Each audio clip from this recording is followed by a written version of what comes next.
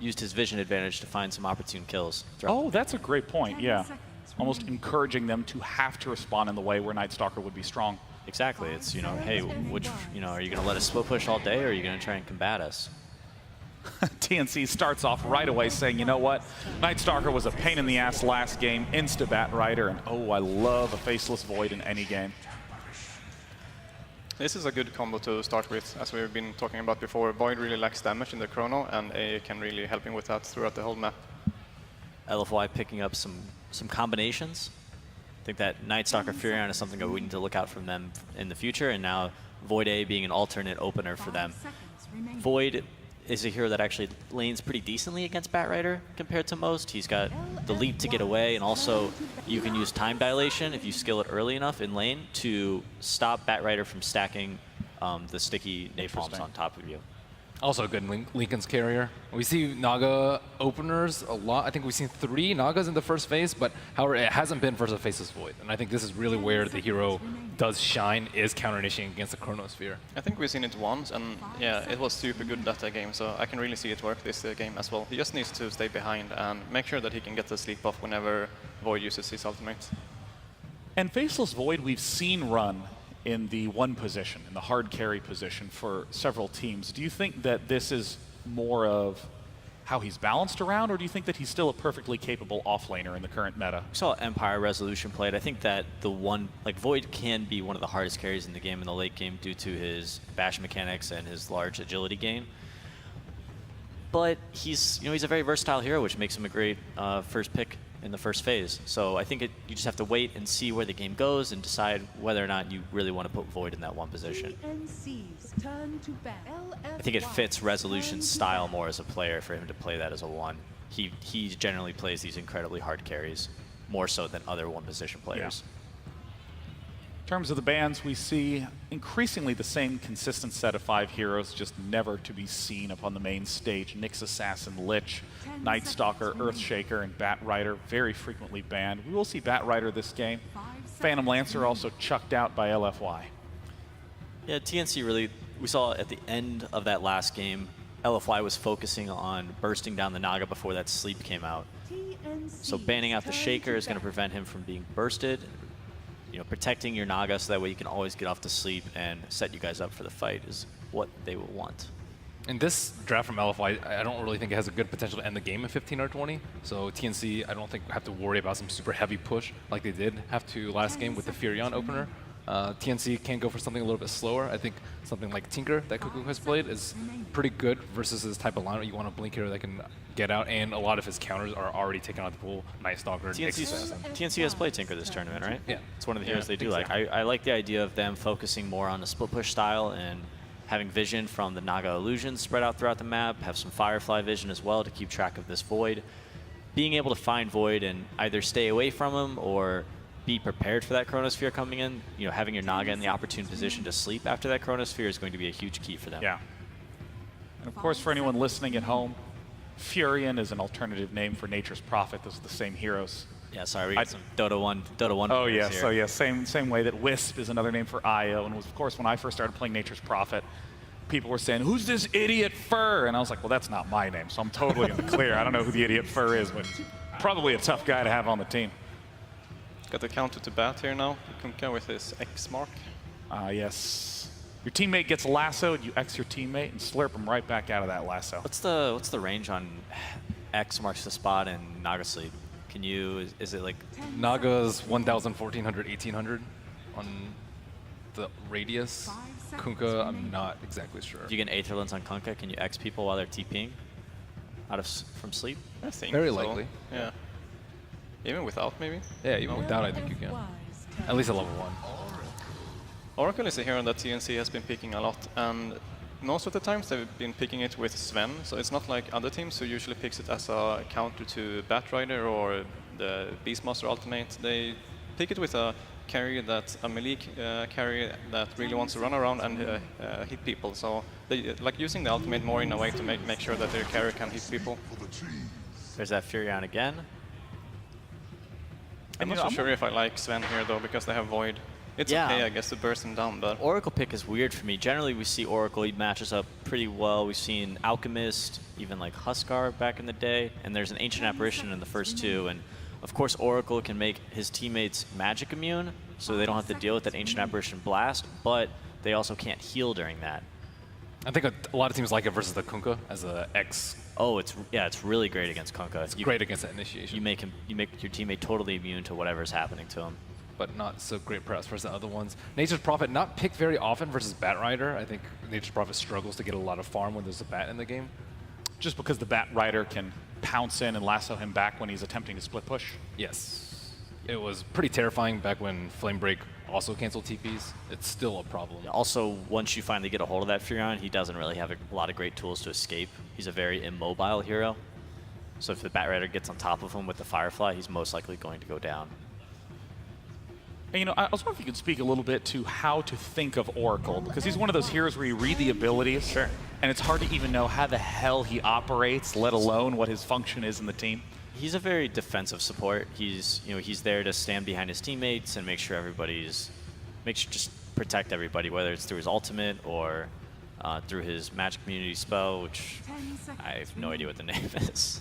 Oracle, not one of my specialties. Fate's Edict. He's also very offensive too, surprisingly. He can be, yeah. Yeah, in the hands of the right player. I think it's one of the hardest supports to play because it's a really fine line between saving an opponent and why I don't play killing him, and to save an ally or kill your ally as well. So it's super hard to know exactly when to use the spells. So when the Sand King pick, it pushes Naga to position 1. I know you don't like it that much. You think so? I think so. I mean, Could be. Well, at this point, all four of these can operate as supports, and it seems like Naga Siren is one of the few that can operate also as a long-term core. I think it has to be a 1 here.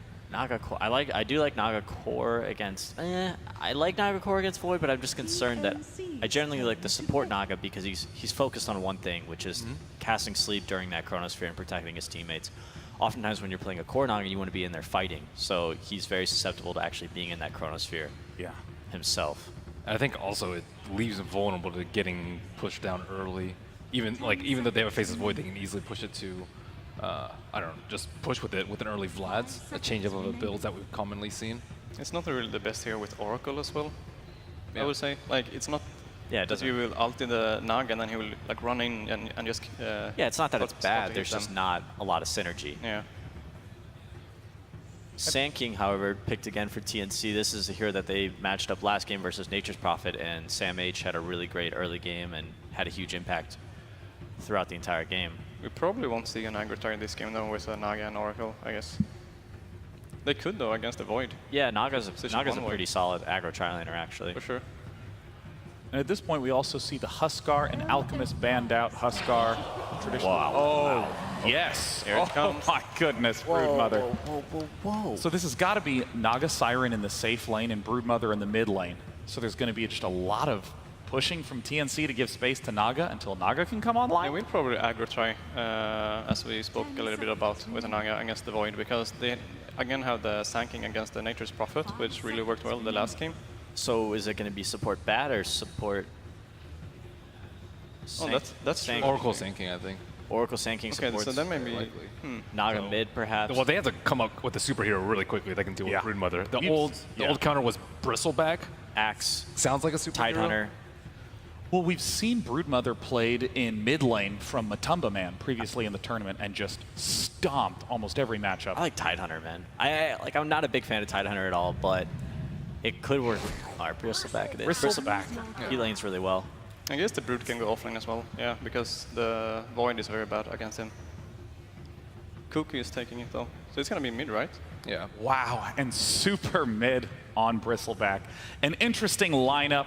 Very excited to see Naga Siren that is traditionally played in support in this tournament, taking the position 1. Casters, take us to game 2. Thank you very much, Day9. And what a setup we have here for this game 2. We had an incredible game 1 for game 2. TNC switching things up a little bit. We're having a core Naga come out. Yeah. And this final pick, the Broodmother, it is instantly responded to by the Bristle that Peter mentioned, does have its strengths. What are we thinking overall?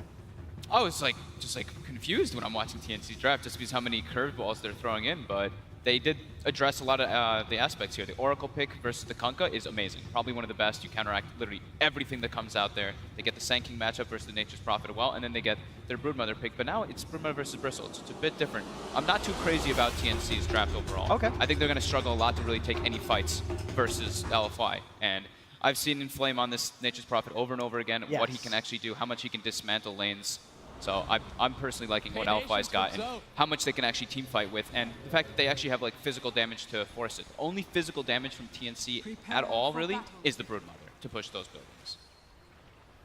I mean, as I said, you know, mentioning that mid lane and mentioning this Broodmother, how bad is it for Cuckoo that there's a Bristle there? I mean, is Cuckoo still going to do fine in lane, or could he get totally beaten out of the lane in this matchup?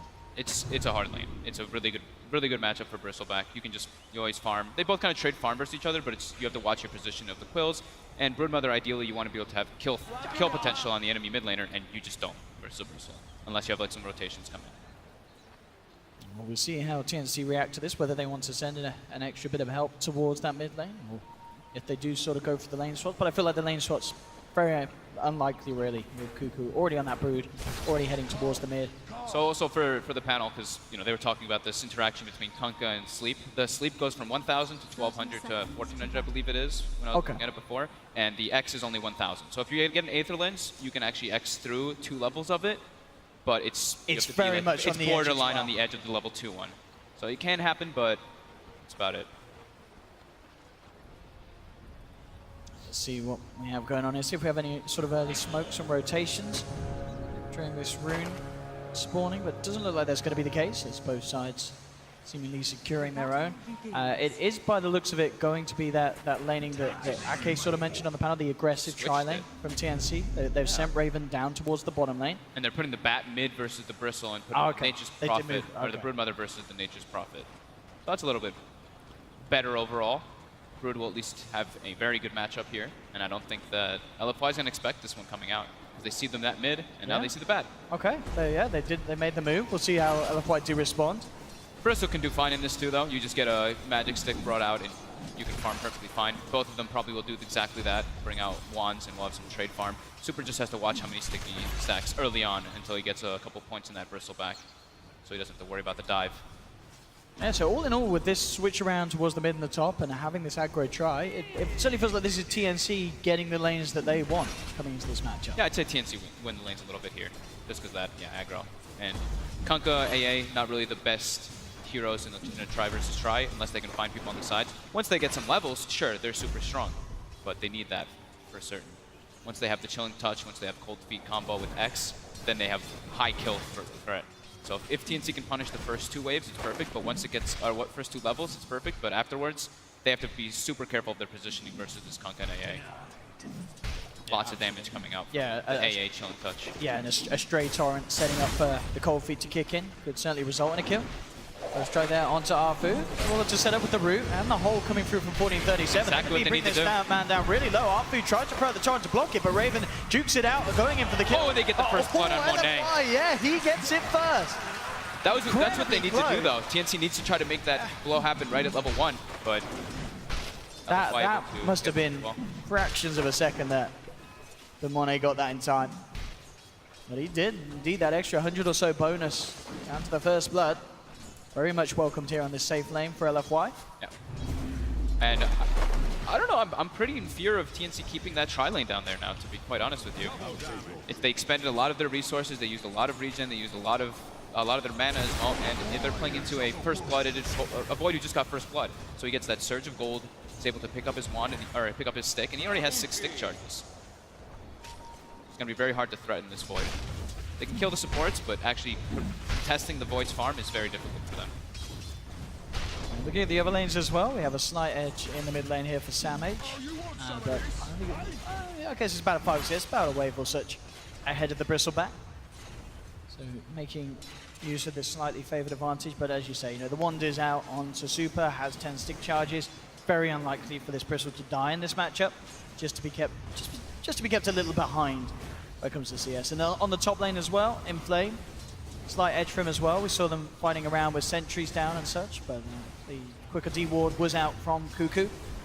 The nice thing is he can always just TP out because there's no stun from the Broodmother, but Brood can overwhelm at one point with too many Spiderlings, and you have to play pretty fearful on the Nature's Prophet. I don't really see this matchup happen too often. It's been a very long time since I see a Nature's Prophet versus Brood. Bottom lane again. 3 towns to Arfu, just holding him at bay though. Trying to bring Monet down low. Does still have the salve. 8 stick charges still being saved up on the Void. So very hard really for any of the games, any of the lanes to get the kills early on. So everyone has potential to turn, potential to hit back. I'd say after the first blood, I mean, LFY is leading quite a decent margin. They're not really slowing down the Void, which is what they're trying for. Here we go again. They are going to make the jump in onto DDC, getting nuked down low by the Purifying Flames. Raven picks up the kill. Monet has jumped forward. He's looking for 1437. A Bash would do it. Doing a time walk under the tower will secure the finisher. Raven punished this. It doesn't look like he will have to let it go. So again, just the 1-for-1 trade. Flame TP's in though, and they're actually making the lane adjustment. They don't feel like Bristle wants to be versus the bat at this point. They want to put the Furion mid, perhaps, or Nature's Prophet mid. I'm gonna say Furion a lot. Just putting that out there. Super up towards the top lane, and this is gonna mean no space for Sam. But actually, Cuckoo. They're moving the lanes. Yeah, they're moving it in response. TNC wanting to make sure that they can keep tabs on Super's Bristle by having the bat against him rather than this Broodmother. See what the call is from LFY if they want to make the move again, but TNC just doing their best to keep a step ahead in terms of the lane matchups. I love when these kind of lane swaps happen. I hope another one happens. I like when you just see people like TPing back and forth and everyone's like following around. It just looks fun. It becomes very chaotic between the sides. Yeah. And farm for both the safe laners, Raven. He's still farming on the Nog at least. Him and Monet on the same track at the moment. Pretty much equal in experience and CS. Both getting what they came for down in this bottom lane, which maybe is not as good of a sign for TNC. Perhaps they were expecting to be able to slow down this Void a little bit more than they are. But at the moment, as it has been, Monet, he's got himself involved in 2 kills. And he's got Shred's Orb of Venom. He's perfectly fine with what's going on here. They're making a committed play onto here, but Inflame is keeping into the back for TNC. And they're going to look to try and turn it. LFY Sprout out, but immediately the bots trying to make that cold feet proc, but can't quite get enough of the block stop. But we saw how close it was there.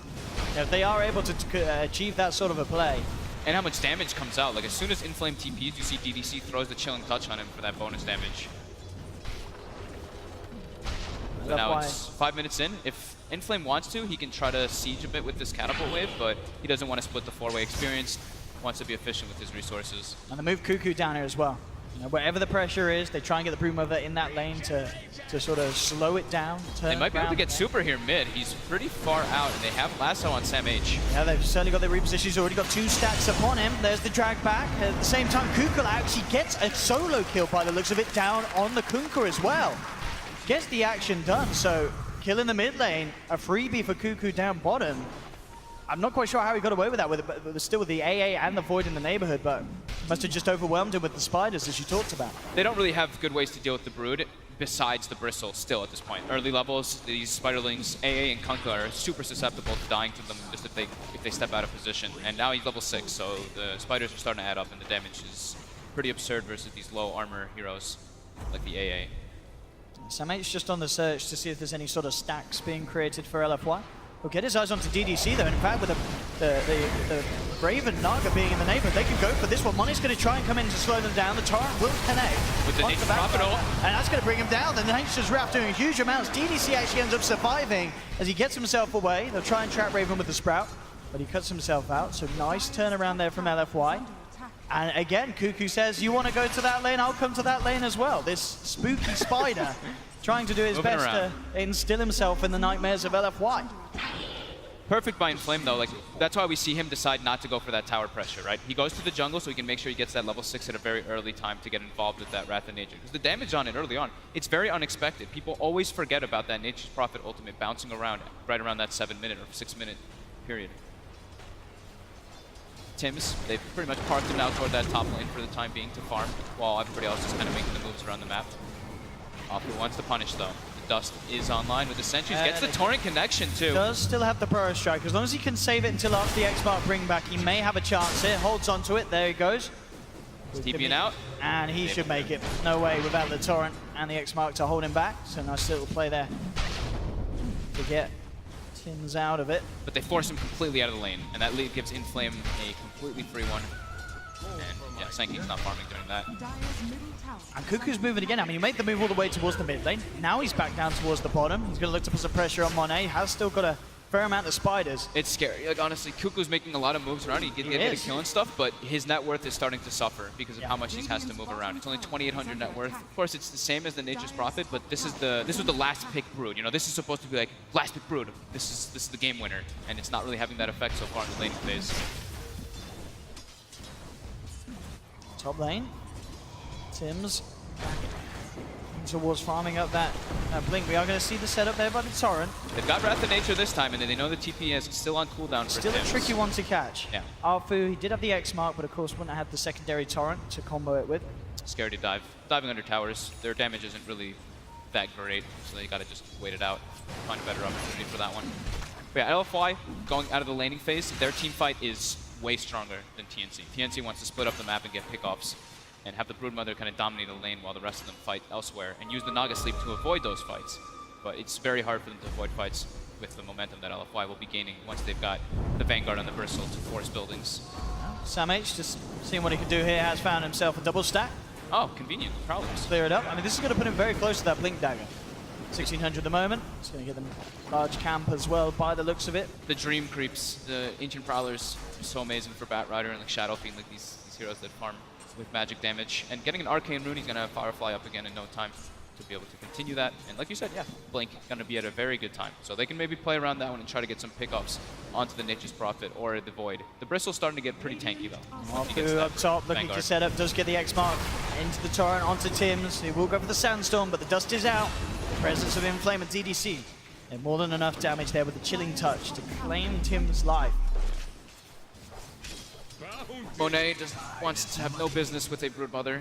Moves out of that bottom lane. It's starting to become overwhelming with the amount of spiders. And Kuko's going to be able to pressure that tower quite a lot. He's actually going to kill this bottom tower super quickly with that Brood. And now maybe they try to make a move with the Chrono, but they want to instead do their own pressure at the same time. How's our levels looking on supports? We're 4 and 4 on Oracle and Kunkka, and Sankey AA are both level 5. So they're doing as expected. The Tome is now online for the 10-minute mark for those 6s. Super trying to farm out some of the spiders here, but don't quite get the finishing Quill Spray Splurt to do so. Room alive, mid lane, Monet, manning up onto 1437, not quite finding the bashes though. Does have this Chrono, if he sees a chance to finish off a kill. And Inflame with the drums, definitely a pickup that can help enable the Void. You know, get that Chrono, get the Natures in, pop the drums charge. It's just such a good item on Nature's Prophet. Yeah. Right, making a bit of a try here, but they actually forced the Chrono out. And with the disarm, can they actually keep Cuckoo alive? Looks like they can. Very nicely done. The Chrono baited out, and TNC lose nothing. 2 minutes, no Chrono. But what can they make of it? They have to use the Batrider Lasso. He's going to have Blink Dagger soon. They can try to make a play around that one. Super trying to keep control of Sam H down at this bottom lane. Super's still at the top of the net worth. Not moving in. Sam H does need help. In fact, Super's going to be the one to tell. Inflame TP's in. Firefly's not enough to get Sam H out of there. Can TNC punish LFY for diving this deep? That's the question. Bristle's very tanky. He's with this Vanguard and with this Cloak. He's not an easy takedown, and he's got the presence of Arfu. They're making their way back out. 1437's there, but LFY, they have the numbers. They're just going to look towards the Oracle, try and make a go. He has got the Shrine Heal. Raven coming in with the sleep. But TNC, can they really actually That's a full disengage. They've got to sleep and get out. They cannot fight LFY around this bristle, around this point. Indeed, they just have to leave it be, and if anything, potentially let LFY take this tower. They've got Sam H coming back in. We'll see if they can do anything about this, get some sort of a grab. They have the root onto the bristle. He's the hardest target to go on. They are going to try and make They've got the X. as they drag back, but indeed, Arfu breaks it with the X, meaning the Tim's 10% are not quite in range. Now they get back in, but Tim, Quills. Oh, he's no. going to pop. This is Bristleback getting to his full potential. The false promise. Beautiful, but Very nicely done by 1437, and with the heal, that should be enough to keep Tim's alive. Very clutch save there from the Oracle. They do bring down Super, that big old kill. That's given the money for Sam to finish off the Blink Dagger. Very nicely done there. Defending that tower too, that early tier 1. Maybe see if they can get anything straight off the back of it. Looking towards Arfu, but see. Oh, DDC, got a bit of a spider problem. Oh, the Centaur stun. Hits Cuckoo. Trying to help out DDC. Tim's there as well. Maybe they could look to try and catching out Mono in the mid lane. He is in the webs. They have a lot of bursts. They are going to try and close it in. At the same time, bottom lane Sama, he did get the kill on Arfu, so they get the kill top. They get the pick off bottom. Now Super sort of on his own here. He's stuck in the Firefly. Same time, a lot of Quill spray stacks building up onto the members of TNC, so they have to be careful. Raven will hold back the Bristle with the net. And he will continue to be chased. I mean, Super knows that there's no Shrine here, as it's already been used. He's going to dive in for this one. He's straight committing. Inflame's still not TPing in, 3 though. Quill spray stacks on Raven. I don't know, can 1437 save this? He hasn't quite got false promise, I don't think. He's got the Fate Edict and the Purifying Flames, trying to heal him back up. And maybe Super's now overstepped the mark. He gets Flame broken back. Stick charges are used, Purifying Flames, nuking him down low. But 1437 didn't quite have the mana to purge it back off, so Super's only going to get healed up from this. Cuckoo coming in with the rotation. The boat in onto the Spiders. It's not going to connect. Monet does find the Chrono onto Cuckoo. The bash there as well. They'll bring down Brood as well. Those are huge kills there. Super just with no fear whatsoever. He knows his team is going to be coming for the backup eventually. And this is the problem we're talking about. Yeah. This Bristleback with the Vanguard. He's building toward the hood as well to deal with that heavy magic damage that TNC does have. And then after that, there is really limited chances for him to kill this Bristle. Yeah, the damage certainly lacking from TNC at this stage of the game in comparison to what you need to have a chance of bringing down a Bristle. Side, Tims. Playing around with DDC. LFY relatively low. DDC may just get taken down here, in fact. He's going to throw back an Ice Blast, but the Sun actually goes up the mark. He misses the Burrow Strike, and for that, Tims is paying with his life. The cold feet kicks in. DDC's the one to take the kill.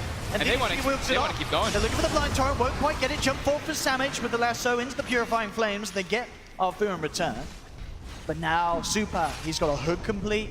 This Bristle is going to be a massive issue, especially considering the way that LFY are playing, grouping up as a team, or even just, you know, letting Super enter the fights, hang around for 10 seconds, waiting for the backup. There's just very little chance that TNC can actually kill Super at this stage of the game. They're trying to make, they're trying to fight and make space as much as possible for Raven. He is getting closer and closer toward that Radiance, 3,400 gold. So that's going to help a bit, but he's still very squishy and they're still very susceptible to the team fight of LFY.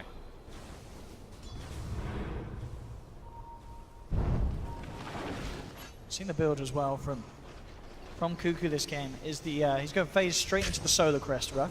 That's the build we saw Matu doing, the sheer damage that you can do with the Spiderlings. You can not only increase your farm rate, it gives you mana regen, it's just a really good item choice. I mean, absolutely. If he gets himself on either Arfu or TDC, very little they can do to keep him alive. I mean, we're going to see him make a bit of a go now. Just ready with the Medallion and the Spiders, bringing Arfu down very quickly. Reluctant to commit, though. Yeah, a little scared about fighting around this tier 1 tower towards the mid lane. At the moment, members of LFY closer towards that top tier 2. Trying to see if they can get the push on there. Monet. The timing is going to be on the Chrono. Yes, back up in 3 seconds. So they want to try and do something with this Faceless Void. As the Mask of Madness, the build from him by the looks of it, going to be straight into the Maelstrom. And then the Lincoln Sphere. And they'll go for this here. Pushing in on the top lane. Again, another very tricky hold for TNC to even try and attempt against this Chronosphere. So by the looks of it, they will just let it go. But this is scary now. LFY 16 minutes in, really getting some traction, taking these objectives. And TNC not finding towers in return. Definitely the biggest trade-off being the fact they're getting farmed. Oh, they actually... For the Nago now. Yeah, Arfu whiffing the combo there.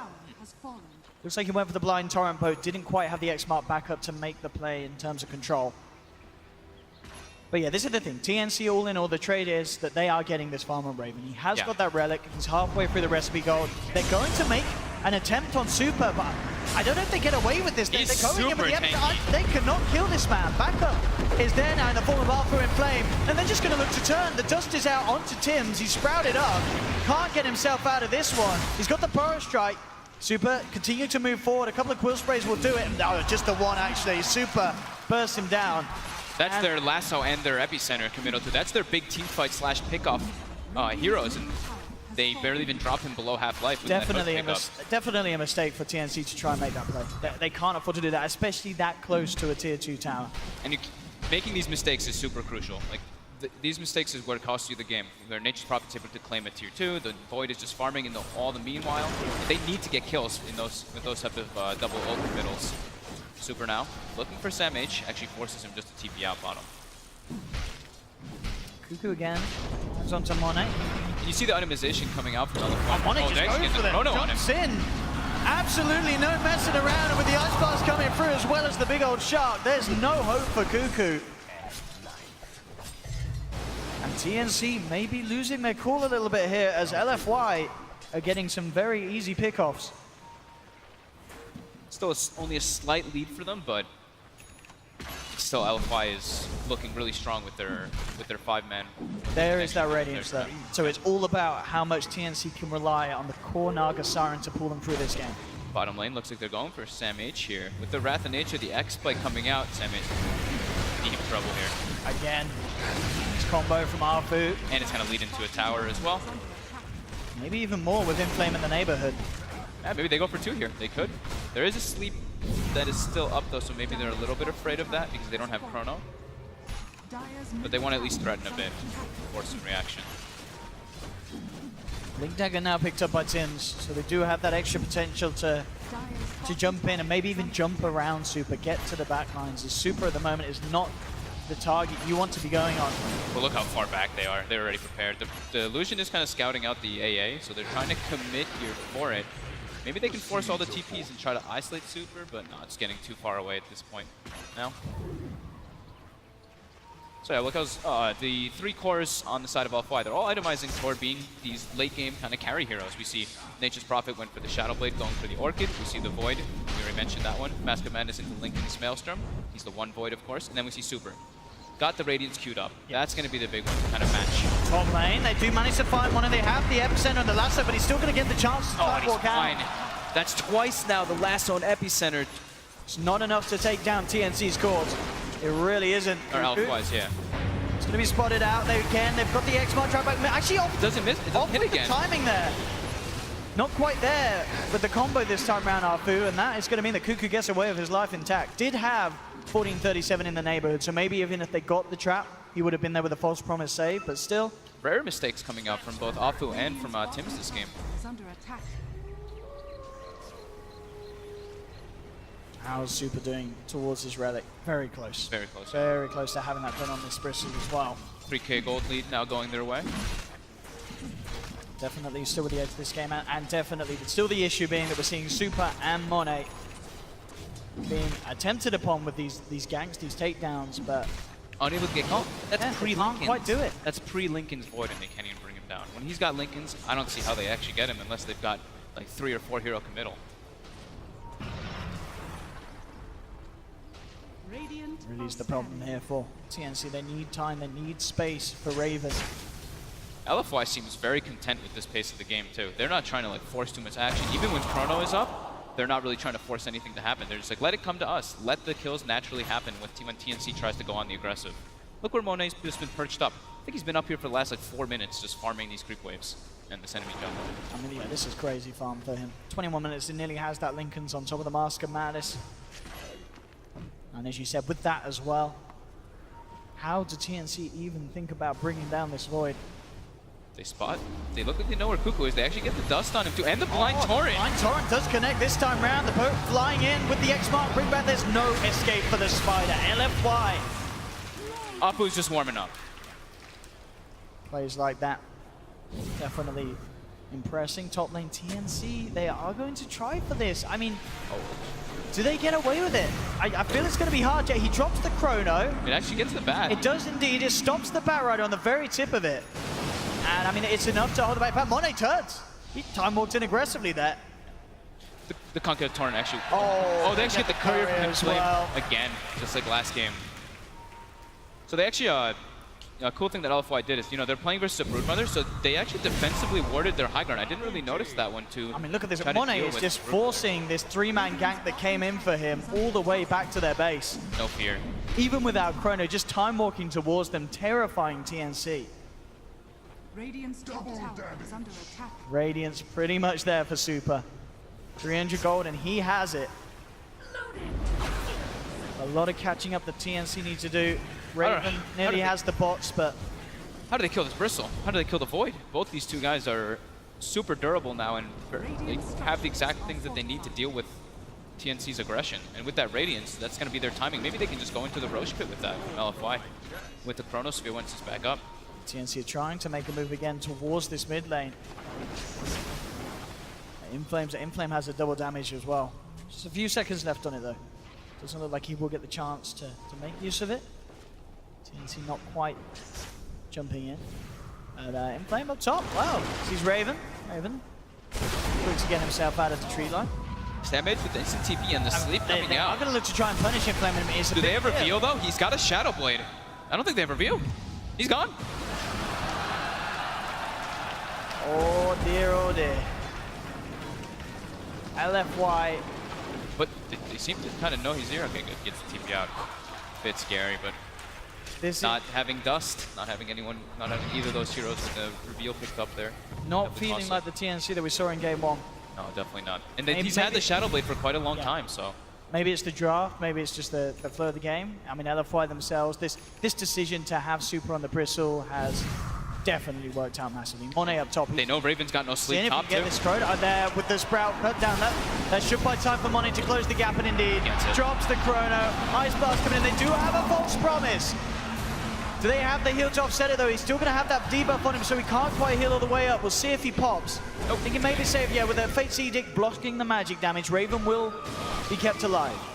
So they do manage to protect their Naga, which is, you know, TNC have to do everything in their power to make sure that Raven doesn't get bullied now, as he really is their only hope of having this strong core that can take them to the later portions of the game. Looking for the Torrent again. He gets the dust off now, and Kuka looks to be in a lot of The trouble. X-Mark into the boat. LFY, Monet, Super, Inflame surrounding the Spider, taking another down. 5k gold lead now for LFY. TNC are smoked up. They were looking to try to get on the aggressive play here instantly when the Chrono was down, but just slightly too late. They're trying to position now around Raven, but in goes LFY into that Roche pit, and there is no way that TNC can contest this one. They are drawing the lines though, but it's going to die way too fast. It's a completed Orchid on Inflame as well.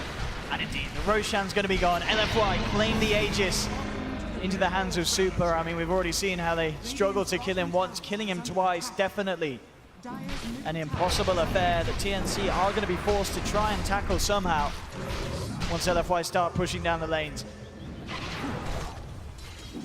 LFY plays super well around the Nature's Prophet. Just the way that he split pushes and always helps them like take fights on their own accord. It's amazing. Like they always have two lanes pretty much pushed in, even though TNC does have good ways to kind of react for it. They have good heroes to kind of force the lanes out with the Naga and with the Sanking, but every time Sanking shows, they know that the gank's not happening, and then Inflame just goes back top and continues that push up. So it's really hard for TNC to find those opportunities. And also, they can't group up either because of the nature of their lineup. They have a Broodmother, they have a Naga Siren. They can't team fight versus LFY. They need to find number advantages in those instances. Now making this long smoke movement up towards the top lane, trying to catch off Inflame. So if they get away with this, I mean, he's still got the Shadow Blade. Of course, to still TP his way out. They are getting close. Inflame is sticking around. They've got reveal They this have got time. the reveal this time, indeed. Jump forward with the dust, lasso. They'll hold him back. That's a very, very much needed kill here for TNC as they finally catch out the Nature's Prophet. Heavy committal though. They commit 3 heroes up there with the smoke, and in the meanwhile, Bristleback's farming bottom, Void's farming mid, and speaking of which, LFY are also smoked up, looking for a play. We do have the Aether Lens as well picked up on Afu, so he does have that extra cast range for his spells. So he can cast the Torrent and the X. The Torrent you can actually cancel majority of the... Oh, Cuckoo, he is going to walk into the 3 of them there. He does do have the detection. They dust him up, and with the freeze connect, they will come with the Burrow Strike, but indeed the Lincoln Sphere blocking the Burrow Strike. Monet will survive and still be able to get the kill. They're Now gonna lose a second. towards Tims saved there just in time by the false promise. 1437 trying to allow Tims to get out of there, but 1437 will pay with his life. Tims up to the high ground with the Burrow Strike. Oh, Will 20 just HP. survive. Can't believe he survived there.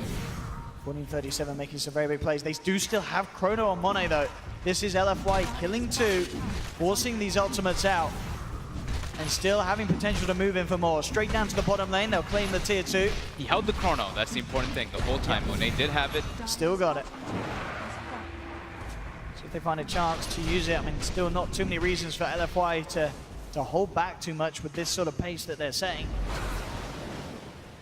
Even still working his way towards the Manta style. I mean, all things said, you know, considering the pressure that LFY put on, Raven's still doing a great job in terms of finding the farm. You know, it's up there, we're pretty much on par with the cores, other than Super, who really is starting to break ahead, of course, with his own radiance. But Raven, he's not getting totally shut down. No. The thing is that ideally when you're playing like this, oh, they actually able to find 1437 out of the base. So there's any saving him. Mono's there. If anyone comes in with backup, he's got the chrono to spare. He doesn't need it yet again. Just catch. finding these pickoffs. Such far range for them to find that catch with that Aether Lens Kunkka. Still with that Aegis, they very well maybe looking to go Tiger again. Another catch from Arfu. X-Mark onto Sam. Just managed to force himself away from the Ice Blast. Super doesn't care. Diving indeed. And the chrono. Drops the chrono onto Raven. They've caught the Naga. Burst Strike comes in from Tims, trying to hold them back, but Raven's down And for Tims 50 out seconds. too. Diving indeed. Raven will buy back, but TNC losing hero after hero. Cuckoo comes in with this BKB. Trying to see if he can bring anyone down in return. 1437 is on his way back, but they're sticking around. They are getting rather low, Arfu and Super. Arfu turns straight towards the Oracle, cuts him down with his blade. Sleeps there from Raven. But of course, Super still has that Aegis. He may be low, but there's, by the looks of it, no chance they can even kill him down. Cuckoo's just turned up. That might just be it here. TNC losing 4, none of them with buyback available. We'll see if they hold on here for one more attempt. They are fairly short death timers. They're just too incredibly durable, and the catch range from Afu is just way too far. They're able to chase always, and with this frontline bristleback, he just doesn't care because he has the lifesteal as well as Radiance, Hood, Vanguard. They're able to siege. First racks down, going for the secondary one. 30 seconds until Brewmother. Oh, look at this. Arfu goes back to base. It's the Mango delivery service he's picked up to. Has he got them still in his stash? I definitely saw him pick up a couple. He used them right away to be. Oh, he used them himself. Okay, no mangoes for anyone else. Just for him.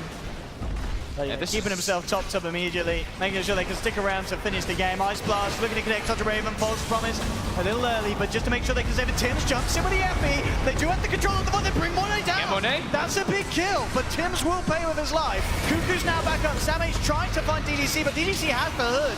He can't even kill the AA. They will disarm the Bristle, but the Quill Spray stats continue to build up. They have managed to find AA. Cuckoo manning up towards Inflame.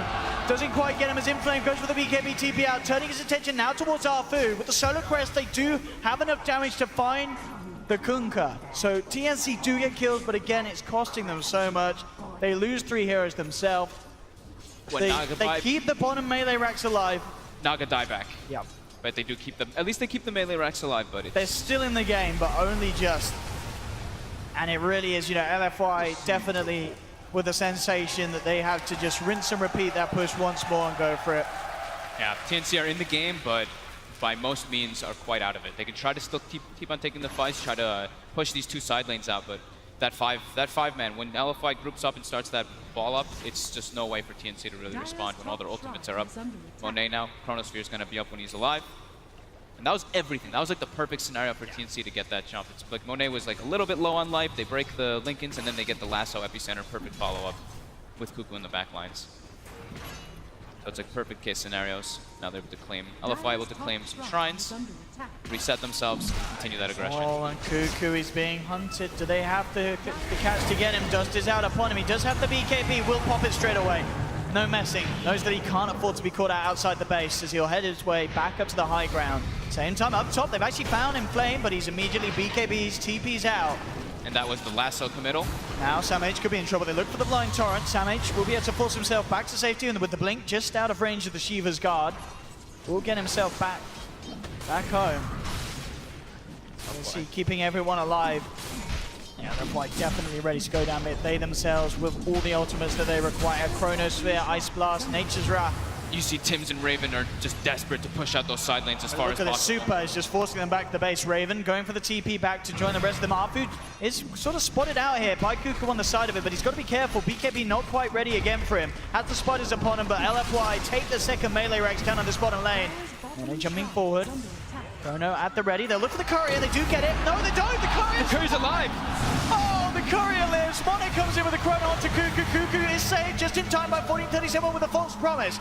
They have the song trying to get the spider out of there. It will work for now, but it looks like 1437 is going to pay off his life. He has the Glimmer Cape, but Super's got the vision with the sentry down on the floor. Moves in, takes down the Oracle. TNC being forced back. Raven trying to hold Super away from TNC. They get the connection. Torrents there onto Tim, sanking down as well. 2 down without buyback once again on TNC. They're going for that last racks now. They can get DDC. Cuckoo turning towards him. Solar Crest down, imposter BKB really wanted this AA kill. Will get it. It is one down, but at the same time, Raven going for the TP out. He's actually going to make it back to base by the looks of it. They've got the lasso onto the Kuka, but the damage is too much for Super. The Quill spray is building up. Cuckoo down as well. GG is cool. And it looks like LFY were only warming up in game 1. Game 2, a very, very convincing victory there for the side of LGD Forever Young. 28-15, 33 minutes in, 22k net worth lead. And with the draft and the start to this game that TNC had, there never really was any hope of them bringing it back. Yeah, that's like pretty much what it was. LFY had just a super strong draft to deal with what TNC had. We've seen Naga carry a few times. Sometimes it's worked, sometimes it hasn't. It's definitely a little bit on the weaker side. You have to have a lot of way to make space for it. They also picked the Oracle a bit early without like some direct counter. It was great versus the Kunkka, but that's kind of it. The Chronosphere just was way too much of a problem. And Inflame on the Nature's Prophet. Absolutely. I think this is something you guys have to start banning versus these guys. It really has got to be thought about in the first phase of drafting. It really does seem. And Super as well. Turning up, and this is a guy that everyone says, oh, he plays Dragon Knight, plays Death Prophet. Turning up, game 1, pulls out an incredible puck performance. Gets the bristle back, and again blows us away. Absolutely star-studded game for them all. I just love how well they work with the Wrath of Nature. That's the big thing for me. It's like as soon as he hits level 6, they're always just already running at somebody, making that aggression happen. They always get like 1 or 2 kills as soon as Furion hits 6. So I would say that hero might be one of the ones to look out for LFY for future teams that are playing against them. Absolutely. LFY able to therefore continue their run here in the upper bracket. TNC knocked down to the lower. Game 1, TNC certainly gave it their all, but yeah, game 2, definitely the LFY that we sort of expected to turn up off the back of the performances here at the group stages. This TI7, smiles all around. They'll be prepared to move on for more. I mean, TNC had a great first game, so that's the one thing. They can't look at this and be like, man, we played really poorly. That's not the truth at all. They had an incredibly good start, and this one was just really difficult for them to do. So they tried their hardest, but yeah, LFY just one step ahead for sure. Absolutely. Well, we're going to head back to apparently a bit of a change-up. We've apparently got Machine on the panel, so we'll head back to you, Alex. Thank you so much. Yes, indeed, Owen. I'm hanging out here. They've taken me into the sun, and I have an opportunity to talk to some experts. In fact, I'm joined by a fresh face as well. Not only me, we have Misery joining us, alongside, of course, Ake and PPD. Guys, we get to be outside and we're video gamers. How are you feeling about this, Pia? It's super nice out in Seattle right now. I'm happy to be outside finally. It's lovely. There's there's a beautiful fountain. People are playing. We've got the game behind us. Fans get to kind of top up on their tan. And I heard that you have been topping up on your tan as well, actually. Word on the street, has you been a bit of a party animal? What have you been up to? I saw pictures. I just got in from Ibiza, actually, yesterday. Why are you calling it Ibiza? Ibiza. Ibiza? Is it just the UK that does that? Yeah, it's just the UK that does heard that. that idea. Okay, Okay, so, I thought I pronounced the Z wrong, but no, it was like the whole. Okay, what about Sweden? Do you have my back? Ibiza? I was going to say Ibiza, but Okay. I'm not the best at English, so apparently I said melee instead of... No, I said melee instead of melee. Oh, God. Or, People get upset about the most ridiculous things. I am, however, not upset about that. Very sorry about that. Very sorry. Dude, I respect the bow tie. I respect it a lot. But we have got some Dota to talk about as well. Now, of course, LFY have taken the win, and they've kind of replicated the success that they had coming into the group stage. Now, Misery, how much of that group stage did you catch? I imagine you kind of just caught the tail end of it. I started watching a bit, yeah. Like, I mean, I didn't catch all the games, of course, but I followed through. Anyways. TNC are going to be falling into that lower bracket now, okay? I mean, this was kind of the expectations you set in that pre-match with Shaw. For sure, and now we're going to get the OG versus TNC game. I was trying to avoid it just for a moment, but I guess it's kind of is going to be the direct storyline from this, right, Peter? I mean, that's what TI is all about, making storylines and us, hyping them up and making them interesting for everybody to watch. So I think just before we do investigate that, because it is a wonderful story to tell, I think the question has to be simply, TNC going to the lower bracket, was it in the way in which you expected? Was there more resistance than perhaps anticipated, or was that just another day in the office for LFY? I think 1437, like I was saying on the panel earlier, very clever, very smart drafter. He came into this series with some strategies in mind. Game 2 was a little weird for me, but Game 1 I really loved that last pick. Alchemist almost caught them off guard. However, like I've been saying, LFY is the team to beat at this tournament. I think they are fantastic, and I think they've got a really bright tournament ahead of them. Okay, I mean, now, I'm interested. LFY, we've heard from Jack himself saying the Chinese scene underestimated them. We've heard from the panelists, you guys perhaps weren't expecting it. Even in the group stage, their result was unexpected. What about, I mean, have you had a chance to play against this team in this form?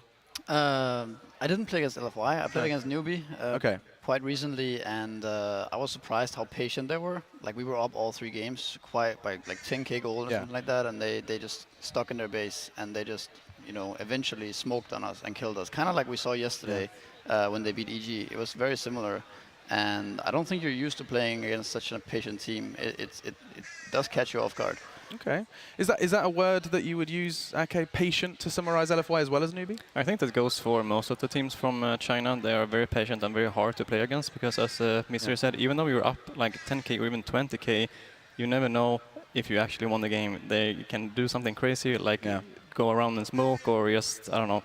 We saw that one game that was like that 2-hour game with Empire and another Chinese 128 team. minutes, yeah. And it was actually whoever decided to push first was going to lose, and China was like, we'll do this all day. I'm just going to stay in the base. Empire pushed, they lost. Yeah. Brutal. And I mean, we should stop talking about patience because poor Kevin has been waiting. I've got an urge for Purge. Let's check in with him to get a bit of a deeper breakdown. Hey guys, how's it going? Hope it's nice in the sun. Still inside over here, unfortunately, but we can talk a little bit about the last game, just some things to touch on. The Broodmother last pick was a bit of a nice change-up. Really lacking on AoE on LFY side. They're basically limited until they had Kunkka, especially with his ultimate, and as well as Super here with the Bristleback. So I took a little bit of a look into the laning stage just to see if TNC got full value out of the Brood. And LFY played it really effectively. They laned initially as Prophet against the Broodmother, which is really effective because you have so many physical damage dealers. And it isn't until a couple levels later when Brood actually has more points in his Spawn Spiderling skill that he can actually lane effectively. And at that point, they pretty much rotated the lanes. So the reason that you saw this sort of migrating Broodmother throughout the game is because every time that the Bristleback would come to match up against him, he doesn't want that matchup. He would be forced to go somewhere else, and it hurts his efficiency a little bit. And in the meantime, LFY is still farming all over the place. And in fact, if you take a little look down here, we can actually see the Bristleback rotating over just on time. The Prophet leaves the lane, goes to gank somewhere else, and then that basically forces the Brood to rotate. And he did get some good things done. They had a lot of webs in the mid lane. He got a couple kills. He ended up 3-1. And that was really good for the scope of the game. But we didn't feel like a really huge, overwhelming pressure. I mean, this is 17 minutes in, and he's just taken the tier 1 tower mid. And didn't really have a lot of success in the other lanes, other than making it hard for him to farm like this. Faces Void has to leave the lane. Can't just sit here and get last hits until his allies come. But really what we just kind of saw was every team fight was just so hard for TNC to win. They didn't quite get the Nagasaran in the place that they needed for this to go really easily. And almost every time that they actually saw the Broodmother, they just committed a Chronosphere to him to guarantee the kill. And when that's kind of the case for your Broodmother and you die multiple times and there's spiders to kill, you just can't affect the game in a good way, and they ended up losing. I'm always impressed. Love it. Thank you so much, Kevin, getting to break down some of the intricacies, especially of that Brood. And now, in fact, we are going to go ahead and slink our way somewhere else. Before we continue our discussion, we're going to go ahead from one hero to another. In fact, Superhero this time, standing by with Casey. Congratulations, Super. We're really excited to see you here. That was an exciting, epic first game. So we want to know what it was that, in your mind, was the turning point when you were finally able to get your footing and really win in the end there. 当然是恭喜你们12-0战胜 TNC。那么你们刚才打的第一把就特别的焦灼，打得特别激进。那么你们是如何找到就是胜利的一些细节和如何是转换上你们达成劣势的优势？主要是我们第一盘，他们选出来一套我们在我们意料之外的阵容。我们劣势了之后，我们在赛前就说过了，如果我们出现意外，我们就要及时的调整，我们冷静，慢慢的一步一步找机会，千万不能急。So before the game, they drafted a lineup that was a bit beyond what we predicted, outside of our expectations. So we told each other before the game, like if we get into a situation where we're behind, or we have to come back, just stay calm and don't lose our cool, and and that should be okay. What kind of conversations did you have after that first game to change your approach? Because the second game felt a lot smoother and more evenly played on your part. 就是你们第一场获胜之后商量了一些什么，做一些什么样的调整？因为你第二场就是明显的就是局势更顺风一些，然后打的也看上去比较轻松一点。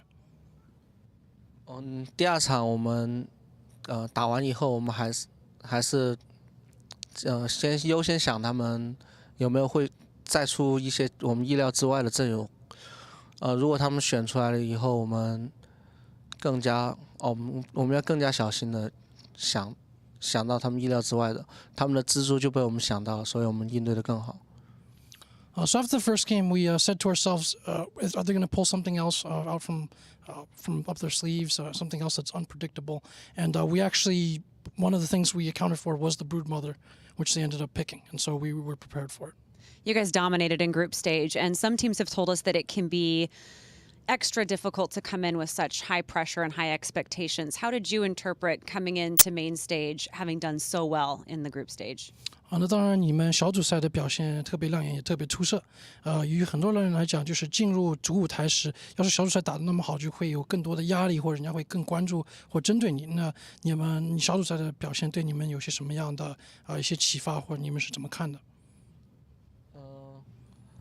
我们小组赛良好的发挥，其实到了正赛，其实也就跟别人一样，只是在胜制组而已。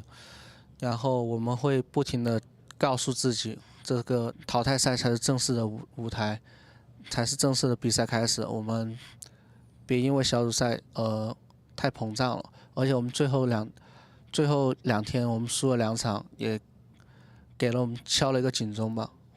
所以我们正赛会把心态放得更平缓一点。So doing like we did very well, obviously in the group stage, but we want to remind ourselves that it's a brand new situation coming in. Like don't get arrogant, don't get cocky. When we get to the upper bracket, everyone's on this equal footing in the upper bracket, and they're all good teams, and we can't take ourselves too seriously or evaluate ourselves too highly. So we told ourselves that, and this is the real match that begins when we're on the main stage. And then finally, we also dropped 2 matches later on in the group stage, so I think that was a bit of a wake-up call, or just humbled us a little bit and kept us focused and not getting too full of ourselves. And next up, you'll face VP or LGD, so we wish you the best of luck. Super, thank you so much. Jack, thanks for your help. We appreciate it, and we'll send it back to you guys. Awesome stuff. Casey and Jack, you guys are phenomenal. Casey just asked this beautiful kind of intricate question, and Jack just does a Chinese monologue for 30 minutes, and we still get to hear stuff we otherwise wouldn't be aware of. So getting to hear more from Super and staying in the upper bracket. I saw a very subtle nod, Peter. I could be overreading into it, but when he said the real game comes next, I saw a kind of an acknowledgement from you. I like Super. I have a lot of experience playing at tournaments with him and against him, and he's had a lot of success at TI, and he's also had a couple of failures along the way, so he knows that this is just the beginning and there's a lot of tournament ahead and a ton of things can still happen.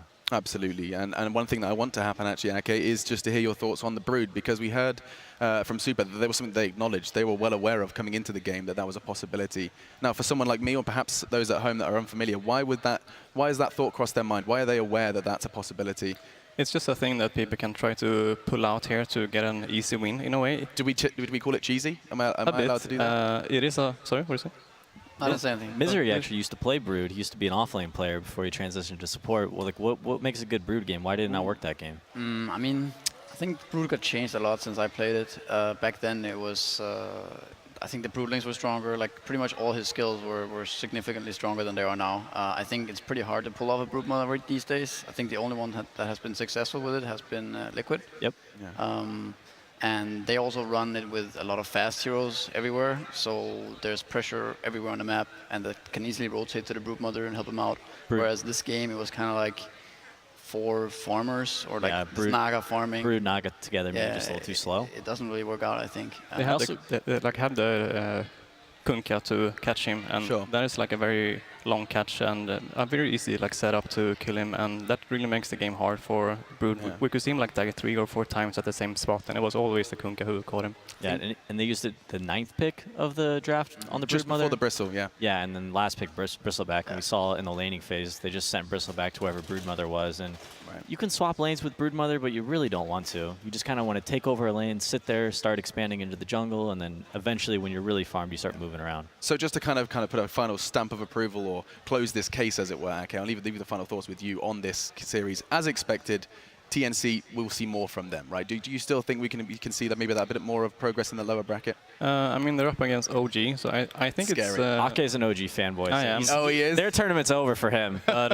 I would say that I think OG is the team that has the highest skill cap, but the problem for them is that they haven't really been able to perform at their top all of the games that they played. So it's just up to them if they can find their play style and We'll find out. There is so much to be talked about with that game. That will be coming up another day. For now, though, it does sound like our teams are getting ready for our next battle. And so without further ado, it's time to get some players into the key arena.